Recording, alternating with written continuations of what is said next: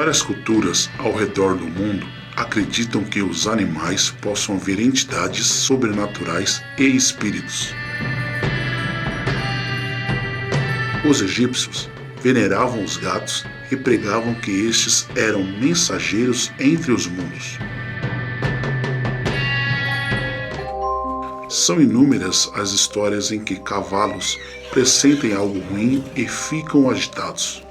Você já presenciou seu animal de estimação olhando para o lugar vazio da casa, nervoso?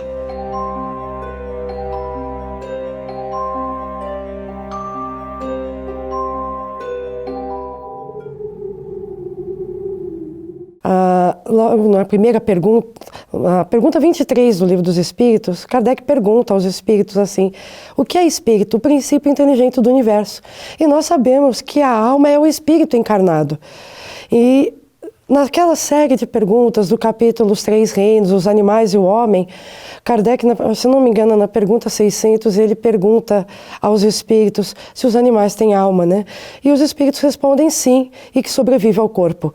Então não há menor sombra de dúvidas, né? Quando nós falamos em sentimentos dos animais, a inteligência dos animais, já é um fator sem dúvida preponderante para afirmar que eles têm alma, porque são qualidades da alma, do espírito, né? A inteligência é um atributo do espírito, a gente aprende isso na doutrina, né? Então, se nós concluímos pela ciência e pelo espiritismo que os animais têm alma, então com certeza a gente tem que aceitar o fato de que eles têm alma e que muitas vezes são bem parecidos com a nossa, bem parecida com a nossa, né? Que tem sentimentos, que tem paixões, que eles sofrem, que tem sentimentos de alegria, que tem amor. Então não tem como não afirmar, né, que eles tenham alma. Se a gente pensar num Deus que é todo justiça, todo bondade, logo na primeira pergunta, né, a gente sabe que os espíritos nos deram a definição de Deus como inteligência suprema, causa primária de todas as coisas. Se nós pensarmos num Deus todo justiça e todo bondade, e nós sabemos que o que não foi criado por nós foi criado por Ele, né? A gente sabe que as leis divinas valem para todas as suas criaturas. E os animais são criaturas de Deus. Então, dependendo da evolução de cada um, o reino animal, ele vai desde os insetos. E assim como acontece conosco, que a cada um tem o seu grau evolutivo diferente um do outro, com os animais acontece a mesma coisa. Por exemplo, uma barata não teria nenhuma utilidade no plano espiritual. Então, no caso dela, a reencarnação é imediata, porque é através das reencarnações que a gente evolui. Agora, a partir das aves, que pela ciência e pela doutrina espírita já são considerados animais mais evoluídos, dependendo da evolução, eles podem até trabalhar no plano espiritual, como é relatado na literatura espírita, principalmente nos livros do Chico Xavier, que ele relata isso no livro Nosso Lar, né, com a presença de animais no plano espiritual, inclusive trabalhando no umbral. Isso está no livro Nosso Lar, que é fácil o entendimento, né? E o Chico nos relatou também, quando ele estava escrevendo o livro Libertação, que os espíritos levaram ele em desdobramento ao plano espiritual, para que ele pudesse entender melhor esse processo. Ele relatou a presença de animais no plano espiritual, e ele relata da seguinte forma: eram animais com mandíbulas enormes e que protegiam eles quando eles estavam a caminho do umbral, né, para conhecer essa zona mais obscura. E os animais, eles ficavam quietos, eles obedeciam aos espíritos. Ele comparou como os cães da polícia, que eram treinados para a proteção, né?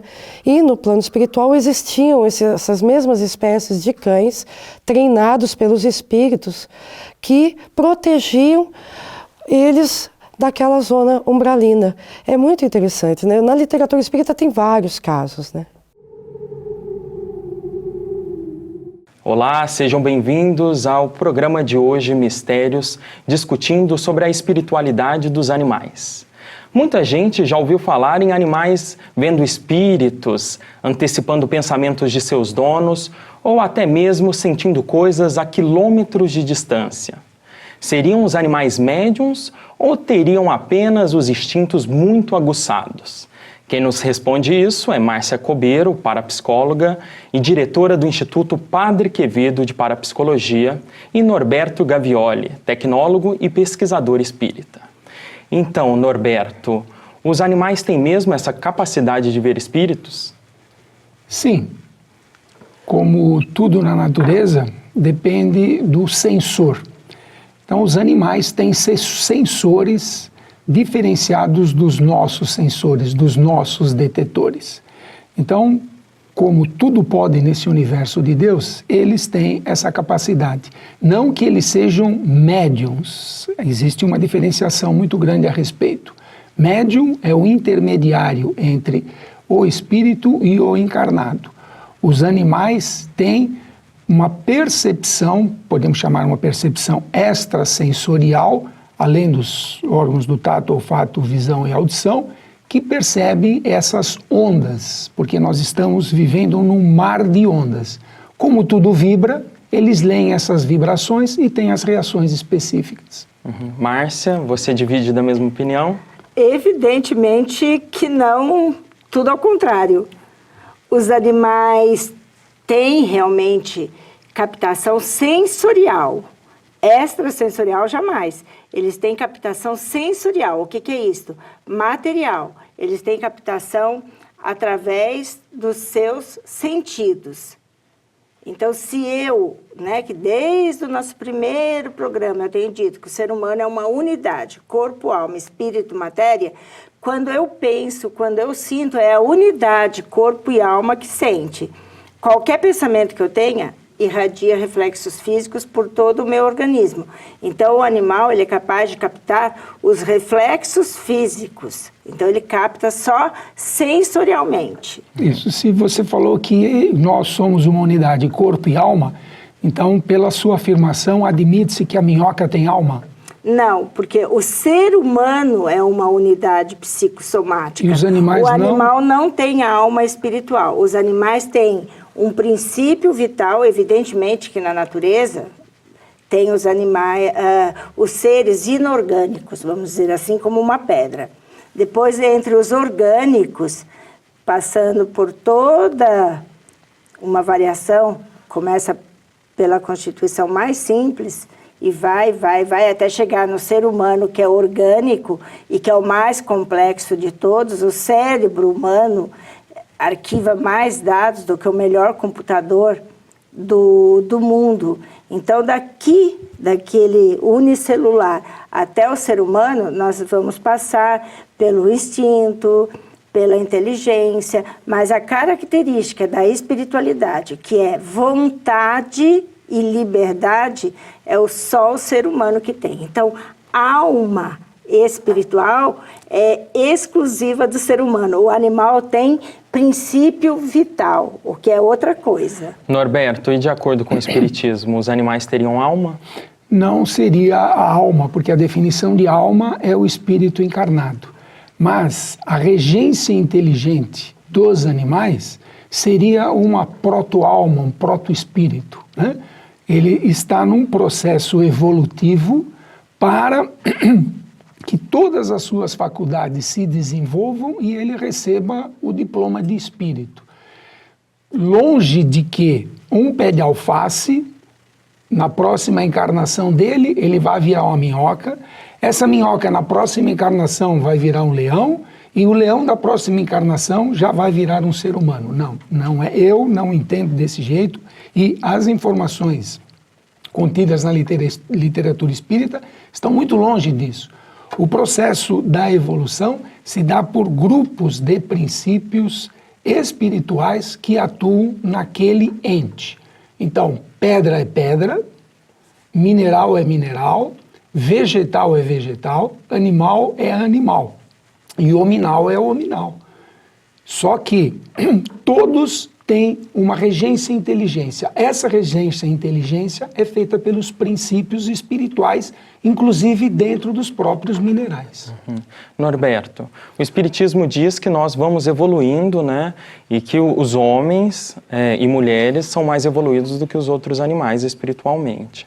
Mas, ao mesmo tempo, você me disse que os animais têm essa capacidade extrasensorial. O que aconteceu com a gente, que a gente perdeu isso? Nós não perdemos isso, nós não usamos isso.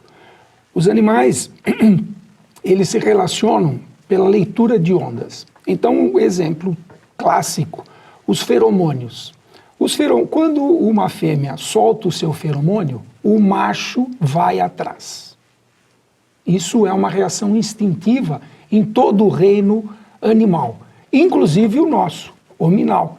Só que no homem, o feromônio foi deixado de lado, a mulher no período fértil emite os seus feromônios, só que nós fomos deixando de lado essa sensibilidade de feromônio e passamos a olhar pela forma. Então, uma mulher muito bem esculturada, com uma roupa muito sensual, vai instigar um indivíduo sem emissão de feromônios, pelo visual. Avançando um pouco mais, o cego tem uma sensibilidade tátil extra comum, além de nós normais, que temos o poder da visão. Por quê? Porque ele desenvolveu mais aquele órgão dos sentidos. Então, isso é o que nós entendemos que se dá dentro do processo entre animais e hominais. Uhum. Eu odeio quando o Norberto fala e ele usa... Odeia? Não fale essa palavra, é tão pesada, Márcia. Eu não odeio você, nem odeio ninguém. Mas o seu discurso usando palavras difíceis, né? Às vezes parece que o torna muito convincente, mas de uma outra maneira bem simples. O que existe entre os animais é o instinto de conservação, e é isso que ele precisa. Então nós temos o Aedes aegypti.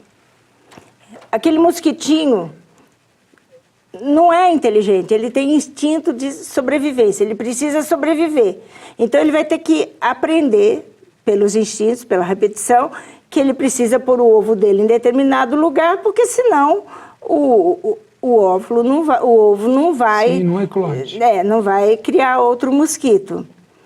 E até por adaptação ao meio, por questão de sobrevivência, ele está se adaptando a inseticidas, aos repelentes corporais e tal, e está ficando cada vez mais resistente. Mas isso absolutamente nada tem a ver com faculdade extrasensorial, e até estranhei do Felipe falar como que o ser humano perdeu, se o ser humano é o único que a tem. Extrasensorial, gente, é não material. E a única criatura que é capaz de ter um conhecimento que não é material, um conhecimento que não é sensorial, um conhecimento que supera os instintos, que isso é extrasensorial, não depende dos sentidos, é o homem.